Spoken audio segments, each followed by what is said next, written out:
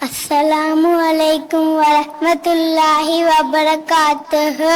உடல் உறுப்புகள்: ரஹ்து தலை, சத்ரு நெஞ்சு, பத்னு வயிறு, ரிஜ்லுன் கால், ஃபமுன் வாய், யது கை, லிசானு நாக்கு, சின்னுன் பல், ஐனுன் கண், உதுனு காது.